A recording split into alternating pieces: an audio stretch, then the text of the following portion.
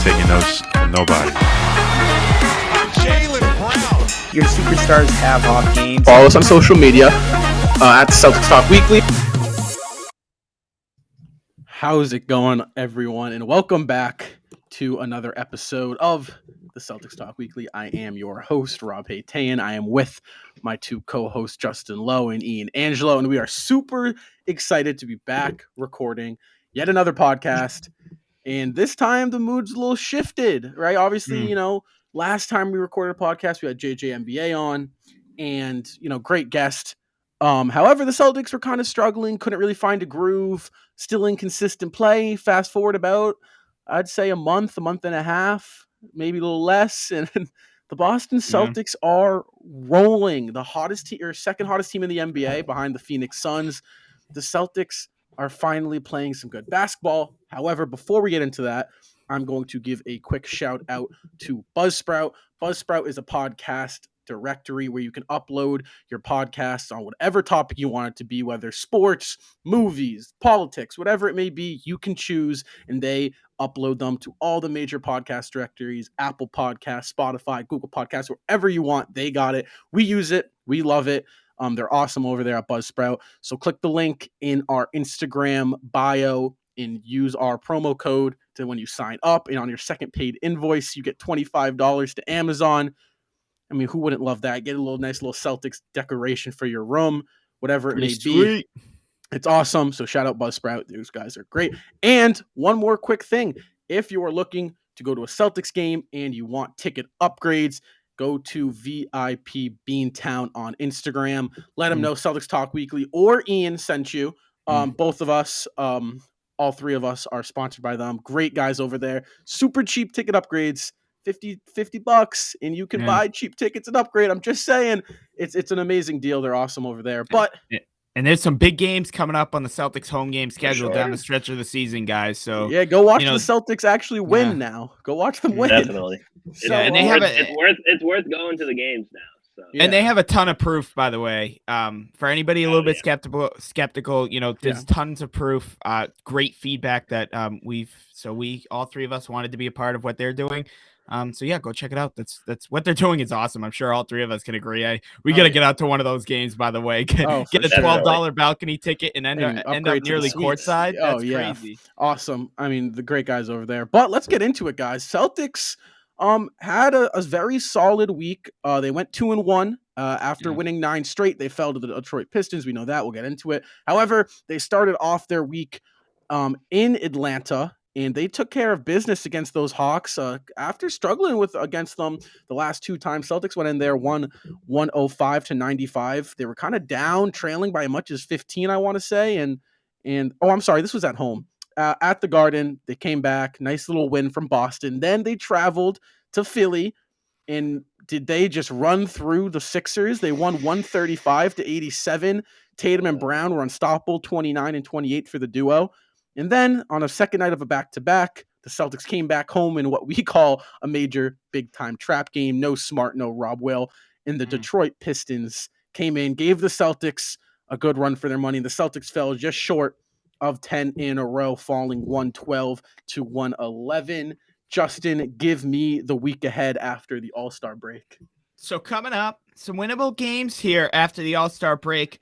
We get to see the Brooklyn Nets once again in Brooklyn this Thursday, the 24th, 7:30 p.m. tip-off on TNT. Then is a back-to-back this weekend, Saturday, the 26th. Celtics are in Detroit for a 12 p.m. rare noontime tip-off in Detroit. Celtics looking for a little bit of payback there. And then Sunday to close out your week or open up your week, however you like to look at it, in Indiana for a 5 p.m. tip-off. So very winnable 3 games. Potentially no Ben Simmons, no Kyrie, potentially no Durant. Another situation on TNT. This game, I don't think is going to be anything like what we saw 2 weeks ago. 35-point smackdown on the Brooklyn Nets. But you got to go in there. Hopefully you'll have Rob Williams and Marcus Smart back. And hey, there's nothing better than this is the perfect time to respond. And I know we'll get into it later, but this is national TV game. You're in Brooklyn. You just smacked down on the Brooklyn Nets. Perfect recovery game coming up here on Thursday night. For sure. Definitely. What's in the news? Last night was the skills challenge, the 3-point contest, and the dunk contest. Team Cavaliers won the skills contest because Darius Garland kind of went insane, and Evan Mobley hit a half-court shot to end it.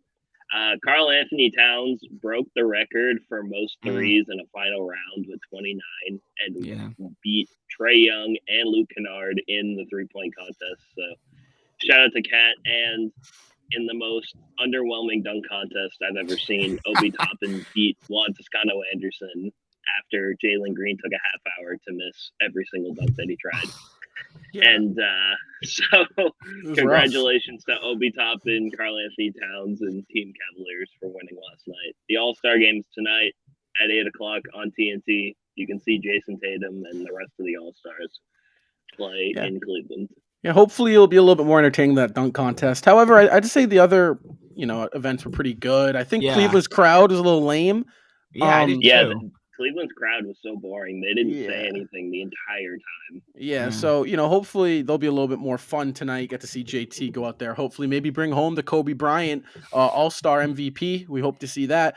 However, guys, now let's get into talking Celtics because it's been a little bit. If you're not watching the post-game shows, go do that. But, I mean, guys, the Celtics are rolling. They're 8 games over 500, 2 games out of third place, 4.5 out of first place.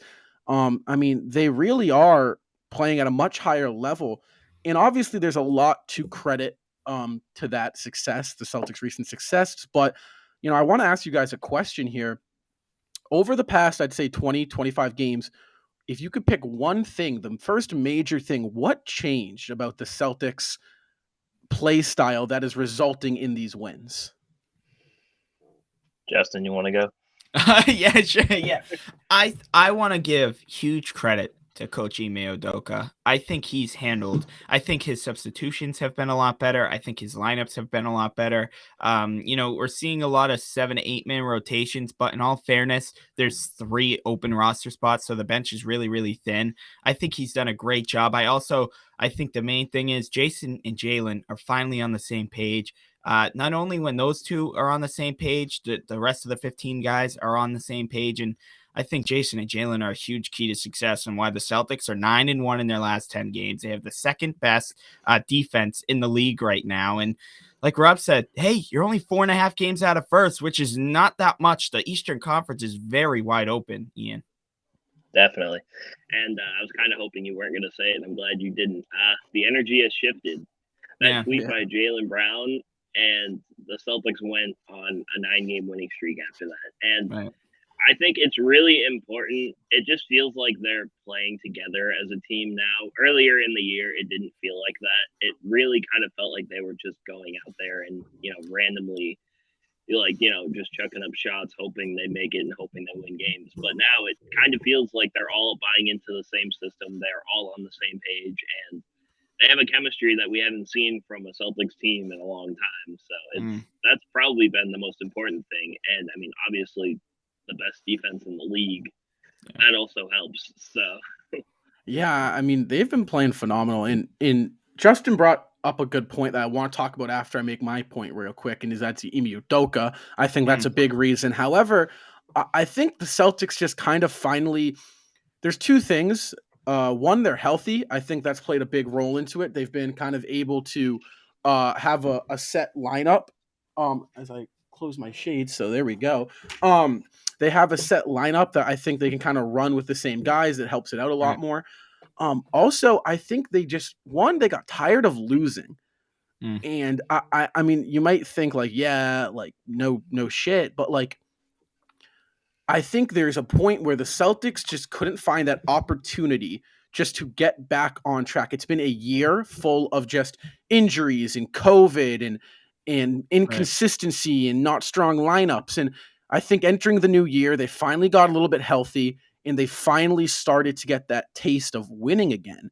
And I really do think the Celtics, I mean, how many times did I say it in the group chat that we have for the post-game show? I said, it's just going to take one run to get the Celtics kind of rolling because this team, if you listen to the Tatum podcast with the JJ Redick, he said, these guys have had early success, right? They kind of know what winning what it takes to, how to win. And, they got a taste of it. They're not really fully experienced yet, but they got a good general understanding. So I think they just needed to get back in that rhythm of healthy lineups and winning some games and handling the bad teams. And obviously they dropped a game to Detroit. I'm not worried about that. Pump the brakes. It's one game, a trap game, not a big deal. But I really do think that just the fact that they have tasted and got tired of losing and finally said, let's just go out and win and just, focus up and handle business. I think that's really been really important. And I want to give all the credit in the world to Ime Udoka because I think he came in this season with a kind of he made it clear he wants to play defense, he wants to be scrappy, and he wants to kind of have this, I'm going to tell you how it is, right to your face mentality. Right. And the Celtics started off the first 40 games, and you were kind of like, well, the defense is there, kind of. Right? It's there. We were top 5, I think. Right, kind of fell 6, 7 for a little bit. The inconsistency, Udoka, doesn't really have a solid offensive scheme. Down the stretch, they kind of crumble. What's going on? And then I think he got his team back healthy. He's really made it a point, like you said, Justin. I think a big reason is the rotation. He's running 8 guys now. He does not go deep into the bench. Obviously, let's hope everyone stays healthy so he can keep doing that. But I think he's locked in and really just. I love his just the aura about him of I'm going to tell you, dude, like I was a former player. I'm going to tell you how it is. We're going to talk it through. We're going to find out how to get better. Right. And we're not going to throw anything under the bus. And I think Udoka has been absolutely phenomenal for us. I also want to mention and I'm like, this is all seriousness. Like this might draw some smiles and stuff, but his utilization of Grant Williams this season has really, really, really helped the Celtics out big time. I think Grant is huge when he starts. Obviously now it's kind of hard to break that starting lineup up because how great they've been playing. I mean, give Al Horford credit. He had a rough couple of weeks, but he's starting to look even better now. But Grant Williams, the way he's used Grant Williams, and I think the way Grant Williams has improved not only outside, but his ability to get to the basket the past couple games has been unbelievable. Like it doesn't matter who he's against or who's in front of him.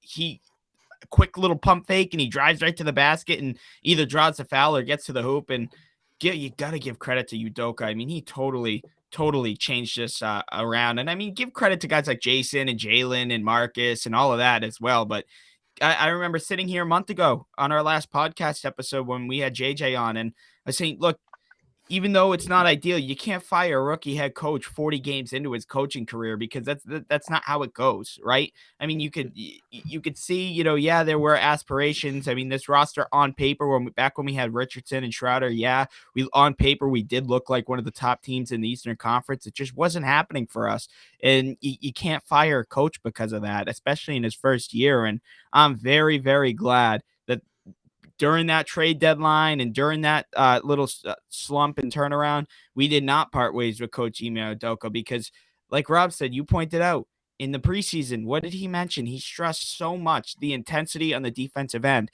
and that's what we've seen. We're behind the Golden State Warriors. I believe that makes us second in the league on our defense. Yeah. That's unbelievable. That is unbelievable. Yeah. And the Golden State Warriors, as much of an offensive powerhouse they are insane on the defensive end. If anybody's ever saw a game of theirs, they're insane. And Udoka has led the Celtics into a tremendous spot as you go on to the second half of the season post All-Star break. And you know what? As much credit as you want to give Udoka on the defensive side of the ball, offensively, I don't know if you could credit this to Udoka or the players, but the ball is moving so much better. And I mean, you listen to Doc Rivers in the post-game interview against the Sixers, or when we played the Sixers, he said, this isn't the same Celtics team. This is a completely new team. The way they move the ball, if you remember, Embiid said about a month and a half ago, this team's easy to play against because all you got to do is kind of stack the box and sit and just double the ISO. The ball doesn't really move. You just get to stand and watch. And recently there's been cutting. There's been great ball movement. Like you said, Grant Williams shooting the second or third best percentage from beyond the arc in the league. He's been absolutely automatic from beyond there. Totally backing up what he said in the Summer League, guys. Do you remember when we sat here when we were covering Summer League? Not to cut you off, Rob, but do you remember when we were like, why aren't you in Summer League, dude? You were the person in Summer that was supposed to go at, even at a Pritchard and Neesmith. You were the one that was supposed to go. I'm staying home. I'm going on a diet, losing weight, and I'm working on my 3-point shot. And what has he done? He's lost his weight. He's lost a lot of weight. Give him credit. He's moving around. He's somewhat athletic compared to what he was last year. And he's hitting his shots. He's backing up every single word he spoke during the Summer League. Yeah. Go ahead, Rob. I just had to say that. Out. But I completely agree. Grant has been awesome. I can't stress it enough. I was a guy that truly believed Grant should not be a rotational piece based off last season. Right. And he completely shut me up, and I'm so happy he did because the Celtics are winning because of it. So Grant Williams, praise goes to you. You really just focused up and became a hell of a player, a great piece for this team. And along with Grant, there's also guys like Horford. I feel like is kind of picking it up recently, knocking down, shooting better. I think Robert Williams, call me crazy, he's the defensive player of the year. I'm sorry, he is. He's unbelievable. He's in the race, isn't he? Isn't he top 5? I think he's top. Yeah, he's fifth. I'm sorry, but it might call me biased if you want. He is the best defender. I'm calling him better defender than Marcus Smart. He is the best defender on the best defensive team in the league. He is the defensive player of the year, and I'll stand by it. You watch Robert Williams play, and the plays he makes is just insane. You can't go in the paint on him because he's disrupting every single shot. And he's what a pick by Danny Ainge at 27. Robert Williams has been, but I mean, and then I think another thing. Go for it. No, go for it. No. I think another thing about Robert Williams is just look at the Celtics when he's not on the floor. Right. The Celtics are a completely different team defensively and even offensively when Robert Williams is there. Oh my God. Exactly. He's the number one offensive and defensive player basically in the league. Well, according to offensive and defensive rating.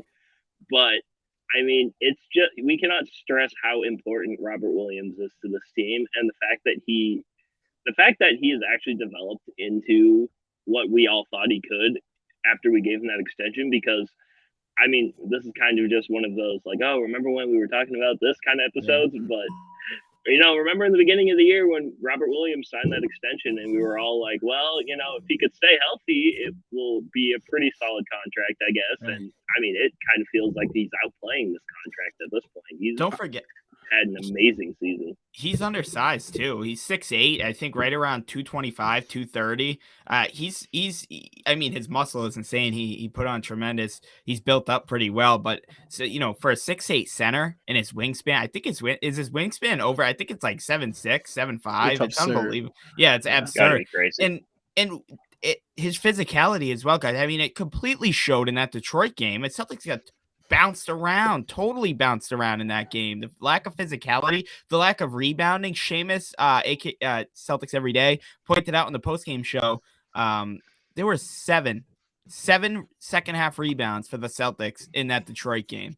Believe it or not, that is atrocious. In that, even throwing Marcus Smart in that conversation.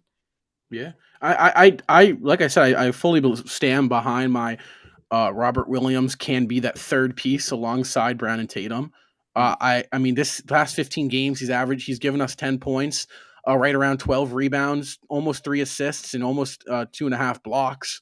I mean, the guy has been tag along a steal, shooting 76% from the 70% from the floor, 76 from free throw. I mean, he's been absolutely unbelievable. That free throw percentage sticks out as well. He is not a great free throw shooter. Oh yeah, didn't he hit like 30 in a row or something at one point? I really do believe Robert Williams, he's the center of the future. I think I'm happy Brad considered him untouchable at the deadline because I think his potential is really just unbelievable. And I think he's going to be a big piece for us. But, another big piece for us is someone we haven't talked about ever in a podcast is Derek White. New guy on the Celtics, acquired him at the deadline. We talked about it in the trade deadline special on YouTube. But what has Derek White done for us this season, guys? I mean, personally speaking, I think defensively, what he's done has been awesome. I think he's struggled shooting the ball, big time. However, you got to think get a rhythm, shots will fall. But I think defensively he's been great. What do you guys think? Yeah, so the Derek White with the whole shooting thing is, don't forget in San Antonio, he wasn't getting all of those looks that he's getting now. I mean, he's getting a tremendous amount of wide open looks, especially from that corner. And that's all thanks to Jason Tatum and Jaylen Brown, because he helps those two space the floor out really, really well. And Derek White can hit those shots. I mean, look at his debut. He had the total opposite debut than Evan Fournier. And Great for his but team. he's done everything that the Celtics have wished and asked for. And we go back and we say, I know it's only been a couple weeks, but we say it was adding that first round swap, that pick swap. Was that really worth it? Was adding Romeo Langford and Josh Richardson, was that all really worth it for Derek White so far? I know it's only been 2 weeks, but so far, hell yeah, it was worth it, because Derek White is helping the Celtics win games. And it's really, really, really relieving to see him, the new guy, getting thrown in the final 8 minutes of the game and perform the way he's been performing. It all goes back to, that Popovich system, right? Where Coach Udoka and came from that system. I believe 2 assistant coaches have come from that system as well. He played with Tatum, Smart, and Brown on Team USA on the select team. And overall, he's fitting really, really, really well. And he's going to be a huge key to success coming down the final 22 game stretch here of the regular season and even the playoffs, guys. Celtics might actually have a playoff spot this year. We might not have to go through the painful play-in games to get into the playoffs. And hey, Celtics are forced to reckon with. That adds tremendous depth on this team. Yeah. Definitely. And I mean, like you said, with his shooting, I'm not as concerned about his shooting as it might look like. I mean, he hasn't had the greatest year shooting overall, really, but don't forget, even I think it was a couple of years ago, he was shooting almost 40% from three at one point. I think it was like 38, 36, something like that. But I mean, I feel like, he's just having a rough time. And once he's ingrained in the Celtics system over the course of the rest of the season, I feel like he'll start hitting more of his shots. But when it comes to his defense, the Celtics might have the scariest end of game defense when everyone's healthy. Imagine having to face Marcus Smart, Derek White, Robert Williams, Jaylen Brown, and Jason Tatum at the end of the game. Yeah, there's no one you can switch on. There's no one you can switch on to. And I know we lost that Detroit game, but I mean, we wouldn't have been in a situation where we could have potentially won if Derek White didn't get the steal before we missed the last shot. That's actually a really good point, Ian, because going back to that JJ Redick podcast that Tatum was on, one thing Redick and Tatum talked about was in a playoff series, every team kind of zones into that one guy to attack, right? Who's the one guy to get into the action? Who's the guy that you want to kind of direct the play towards? You look at the Celtics team in a playoff lineup, really of a rotation of Smart, Brown, Tatum, Horford, Williams, Grant, Tice, and White. You might get Pritchard for 10 minutes. Probably not. Let's hope we sign someone. But you can't attack anyone. Right. If Trae Young wants to switch or set, switch onto Robert Williams, put him on him, I'm happy with Rob guarding Trae for a possession. Are you kidding me? I mean, you want to switch White on? Go for it. Switch Tatum. Like, who are you going to attack in that lineup? And look at the bench. Put Tice on Trae. I think our weakest perimeter defender is Horford.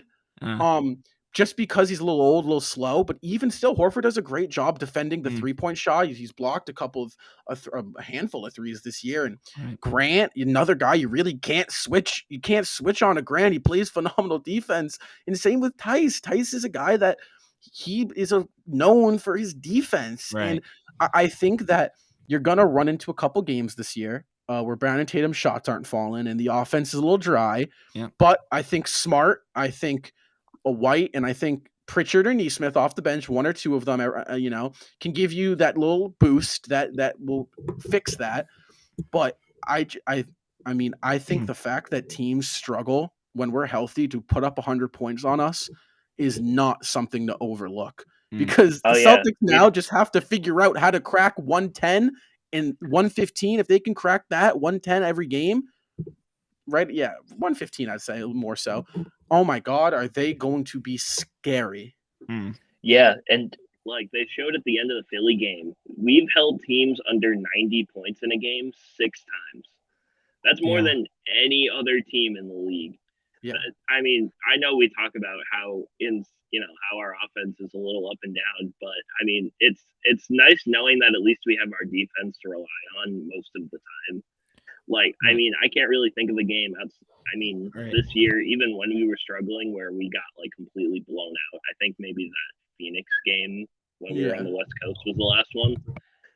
I can't think of any in the recent memory, but it's so nice that we can hang our hat on our defense, like that they're going to show up even if Smart or Robert Williams aren't going to be there for a game or two or whatever. So I think the Celtics, the one thing they have to look at is just go into the playoffs fully healthy, because if they go into the playoffs fully healthy, I don't think there is a team that can hang with them defensively. I think, like we said, that death lineup, I'm going to call it, in the fourth quarter, under 7 minutes to play, it's a slug. I mean, you know how playoff series are. It really slows down. However, I will say the Celtics have struggled in the half-court setting when the game's a little slower. So that's something, look out for, or how the Celtics are going to react in a half-court set come playoff time. But defensively, I'm going to say it. Best defensive. I think that Robert Williams is a first-team all-defensive player alongside Marcus Smart. I think the Celtics have 2 of them. And it can call me biased, but I'm gonna say that. But I'm talking about playoffs here, guys. I got another question, right? Another scenario kind of here. You figure the Celtics have figured it out, so that play-in game is becoming less and less of a reality. Obviously, you don't know how Brooklyn's going to react in the seeding, or Philly. There's a couple question marks. Maybe Cleveland kind of starts to drop. However, playoff seeding here. What's your kind of ideal path for the Celtics? Where do you think they're going to finish? Who do you want to see come playoff time? First round? First round. So first of all, the question is, where do you think they'll finish? I got them right around 3, 4, right around 4. What, the Celtics finishing in the fourth seed? Yeah, I think we'll finish right around 4. Where are we right now? Let me just. We're 6. I think between the 4th and the 6th spot. I don't think we fall yeah, back into I'd the say play-in. like maybe. I think probably like the 5 seed is probably. I would love the Celtics to match up against a Cleveland team. Cleveland, yep. Now, exactly the same. Now, let me just mention the Cavs have had one hell of a season. They have one hell of a group for sure. And I'm not overlooking the Cavaliers at all, but I'd much rather play the Cavaliers than a Brooklyn Nets, than a fully healthy Brooklyn Nets, than a fully healthy Milwaukee Bucks, and a fully healthy Miami Heat. 100%, no doubt. But the Cavaliers, you got to look at them, and yeah, they have some great young talent, but do they have experience outside of their veterans like Rondo and Kevin Love? Do they have that much of experience? No, not really. I think Cleveland is the definition of fool's gold. I think they're this. I think don't get me wrong, Garland and Jared Allen, having hell of a seasons. Both of them future stars, I think. However, I don't think they are a serious playoff team. Kind of like the Knicks last year, where there's kind of that team. They're hungry, they're young. Then the playoffs come and they kind of freeze in the right. The lights, the bright lights come down. That's what you guys. That's what not you guys, but like everybody. That's what everybody has to understand. Is look, there's a fine line between regular season and playoff basketball, especially deeper into the playoffs as you get, especially when you're on the road in the playoffs and you go and you see how the atmospheres actually get. Yeah. Cavaliers this season could be one hell of a regular season team, but it got totally different when it comes to playoffs. And good point, Rob. We saw that last year against the New York Knicks. The Knicks actually were one hell of a regular season team. They gave teams absolutely a force to reckon with. But when it came playoff time, they absolutely choked. And they had it looked like they'd never been in the spotlight before. And honestly, they haven't been the same since. They're 25. They're nearly 10 games under 500. They sit 4.5 games out of that play-in spot, 10th. I mean, who knows? I'd love the matchup strictly because, like you said, it could be fool's gold with the Cavaliers. They don't have experience. And as I said, totally different atmosphere come playoff. And they're too young to go in and take a 7-game series, in my opinion. And do you know what? Something I think is also you got to look at with the playoffs. The playoff series, you got 7 games. You're playing one team, right? Your season relies the season on the line. You got one team to game plan for.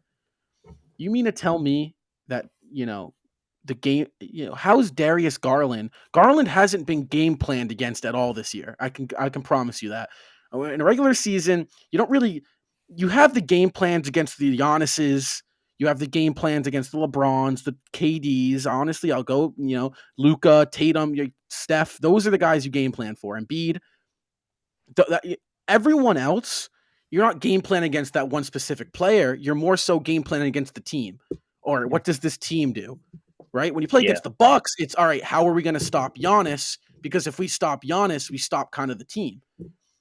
I think when you enter a playoff series, it's going to become really hard for Cleveland because when someone is game planning against your best player, who's Darius Garland, very impressive season, mind you, right? He's so young and he's not quite there that I think he's going to run into a brick wall and just go, oh shit, what do I do now? Right. And I got doubles coming at me. They're going over the screen, right? They got help backside. The paint's clogged, right? I can't get the outlet to Levert because they're game planning against that. They've seen we've done it. And I think that's going to be a struggle.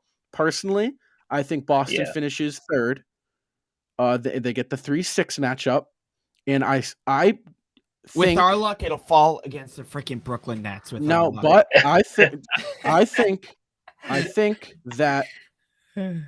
think that we end up playing Toronto in the first round. That's interesting. I think Cleveland falls off. I think they drop down to the play-in. Mind you, they're only 2.5 games out of the play-in. We're only 0.5. Don't get me wrong. I'm not saying we're completely out. We could very much so finish 7. That's a very high possibility.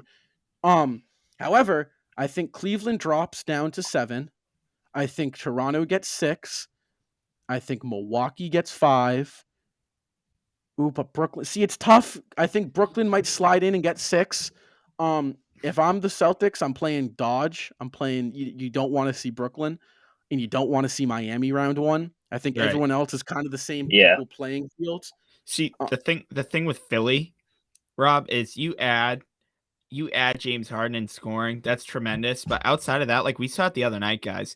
Yeah. What we saw they against Philly. Right. They don't. And I said that in the post game to the game before Philly, I had mentioned it's going to come down to whose bench shows up in that game, and clearly it was Boston. But Philly got rid of Seth Curry and Andre Drummond. Those two were huge monumental pieces on their bench, especially Seth Curry scoring. Right. Yeah. And you add James Harden to that. And he could score at a high level. But does that fix all your problems? Even Philly fans, even after that loss, I know it was one loss, I know. But even Philly fans say, look, we got to hit the buyout market too, because James Harden himself is not going to fix this. And, can you rely on James staying healthy as well? That's a question you need to ask if you're a Philly fan. I think another question you got to ask is, are they going to down the stretch get stops? I think, defensively, Embiid's a great defender. I think he gets tired easily. He's a big guy. It makes sense.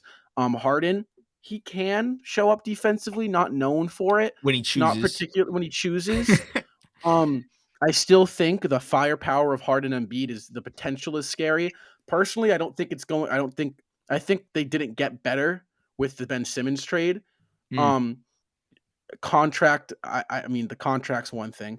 But you can call me crazy here. I think in the Eastern Conference, your first round matchup is equally as hard as your Eastern Conference Finals matchup. Oh, very much could be. Definitely. Yeah. I think the level, the playing field is so level right now. Right. And I don't think there is one team that I look at and I say that is the team. Miami's been playing phenomenal. I think Chicago scares me. If they can get healthy, They have not had Lonzo Ball, Alex Caruso, Levine. That knee also. I don't know how that thing's going to hold up come playoff time. So that might be another thing. But Chicago's scary. But everyone, I mean, I'm looking at it, and Toronto's been playing well. Brooklyn, they're going to get back. They're not going to finish 8. Once Durant comes back, Simmons, I'm sure, is probably a week and a half, 2 weeks away from being ready. Kyrie, he can only play, I think, 10 games for the rest of the year because he doesn't like to get poked in the arm. And so, I don't think there is a clear-cut favorite. And I think the playoffs is going to be it's going to be a wild one in the East. Yeah, definitely. So when it comes to the playoffs and it comes to the Celtics, like you were saying, Rob, I mean, there's going to be a situation where there's basically 5 teams in the East right now that you can consider probably easily could be the number 1 seed. Totally, you have Miami, you have Chicago, you have Philadelphia, you have Cleveland, and you have Milwaukee. Those 5 teams are, one of those teams are not going to make the next round of the playoffs. Maybe 2 of those teams don't make the next round of the playoffs. Yeah. And it's going to be hard for the Celtics when it comes to that, especially if their offense can't show up. Because if their offense can't show up, then they're going to have a rough time in the playoffs. Yeah. That's one of my only concerns I have with the Celtics right now, and I still think they need to hit the buyout market as much as any other team does. But I've been thinking about it for a while, and yes, Cleveland, it might be the ideal matchup for the Celtics, but I'm a little concerned because Evan Mobley and Jared Allen together are crazy. They are insanely talented when both of them are on the court. And I don't know why, but I have a feeling the only team that I feel comfortable the Celtics can win a 7-game series against as of right now is Chicago. I honestly think the Celtics can beat Chicago in the first round of the playoffs if that happens. That's where I disagree with you, actually. If I'm looking at the East, the team I don't want to see if we're talking fully healthy is Chicago. I think DeMar DeRozan, no guarantee that they're healthy at the point. That's true. That is very true. We don't know what's happening with Lonzo. We don't know what's happening with Caruso. I would love to see Milwaukee. I would love to see Milwaukee. With the way we've played against them this year, I would love to see Milwaukee. Giannis is scary. Don't get me wrong. Our defense is made for Giannis Antetokounmpo. Between Horford, Rob Will, Grant Williams, and Theis, you got 4 guys you can throw at him. I'm not scared. And you mean to tell me what Smart, Scott, Middleton? I mean, where are you going to go there? I think Cleveland. I think we beat Cleveland in 5. Yeah, I look. I think Cleveland skill wise, they have a lot of young skill. Mobley and Jared Allen, yes, that's scary. But again, the lack of experience absolutely plays a big factor in playoff games, and the environments play a big. And I think. I'm not saying Cavs will crumble. I'm saying that it's a totally different stage, and I think there's no reason why the Celtics shouldn't take care of the Cleveland Cavaliers in 5 games. Maybe Cleveland takes it to a 6, but who knows? I think Cleveland is a team you definitely want to aim for in a playoff matchup. I think, if I'm being honest with you guys, I think you want to stay away from Brooklyn because of how you look. Adding Seth Curry, I don't know. I think Harris is out for the rest of the season. I'm not so sure on him, but I mean, say they do add Harris back in at the end of the season, they add Claxton back. Like, I mean, that shooting is unbelievable with Seth Curry, Joe Harris off the bench. You get a healthy Kevin Durant. I think Ben Simmons is absolutely going to flourish. I hope he does. Yeah. I think Kyrie Irving, if whether he gets vaccinated, whether they allow that non-vaccinated players and fans to go in, whatever the case is, that Kyrie Irving's available, I'm looking out for the Brooklyn Nets come playoff time. I think Andre Drummond is a huge addition off their bench compared to at least what they've had. I think Chicago Celtics match up decent against Chicago. I think if you're healthy, if Chicago is healthy, that's definitely a team you want to stay away from. But you could say that for every team. Like, if the Celtics are healthy, there's teams that don't want to play the Celtics for sure. Celtics are going to be scary. But I'm aiming. If you're really going to target 1 through 8 in the playoffs right now, I'm targeting Cleveland. Maybe, and then Toronto's a close second. Maybe even a Toronto. Honestly, as scary as the Bucks are, I think that in my opinion, the Bucks are one of the teams to come out of the Eastern Conference for me. I've said that even since day one, even when they were struggling. That also might be a little biased of me because I'm a huge Giannis fan. But look, the Celtics, there's no doubt about it. The Celtics have matched up good against the Bucks. Whether the Bucks are healthy or not, the Celtics have matched up decent against them. And I know the stage is totally different. Look at Christmas Day. The Bucks were healthy. Celtics were healthy, and the Celtics had what, a 20-point lead, and they blew it. And that's how they lost. The Celtics could very much have a 3-0 lead on the Milwaukee Bucks. There were, in two out of the 3 games, the Celtics had 20+ point leads in it, and I don't think Jaylen Brown played in the first 2, or at least he doesn't play in one of them because. So I think the name of the game here for the Celtics is you got to get home court. You got to finish top 4. Definitely. I think that is, regardless of who you're playing, if I can have Philly in a 7-game series and we have home court, I'll take that over a Cleveland series when we have to go into Cleveland potentially 4 times. Just off the nature of playoff basketball. In Celtics history, they have historically played much better at home. The Garden in the playoffs is just different. It's a different atmosphere. So I think that's the name of the game. As my regards to Brooklyn, I think they're still the favorites. If they can get healthy, I think Ben Simmons found the perfect spot. Yeah. You got shooters. You can run a lineup, right? It's going to be small, but you can still run it. You could go Patty Mills, Joe Harris, Seth Curry, Kevin Durant, Ben Simmons. I know. Right? That you mean to tell me you give the paint wide open for Ben Simmons and every single guy he can kick out to is a shooter? That's dangerous. And even so, let's fix it up a little bit. Do they still have LaMarcus Aldridge? They do, yes. Yeah. Okay, so you slide Aldridge to the 5. You kick out either Harris, one of the small guys. Yeah. Brooklyn's scary. You don't even need to have Patty Mills in the lineup because Simmons can be your ball handler in this situation because the paint is wide the hell open now. You don't have a 7'2", 350 or 300-pound center sitting in the paint anymore. It's wide open for him. Right, Brooklyn's going to be scary, and even honestly, even if they're not healthy, even say they go into the playoffs and Kyrie Irving isn't there, that's still a scary team, guys.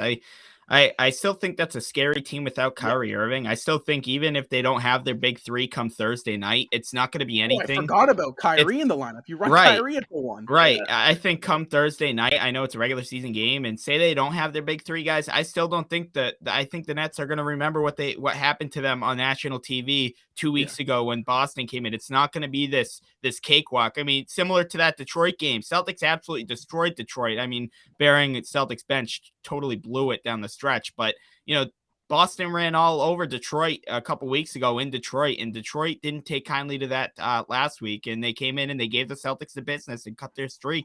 Don't expect Thursday to be easy, whether Brooklyn's big 3 plays or not.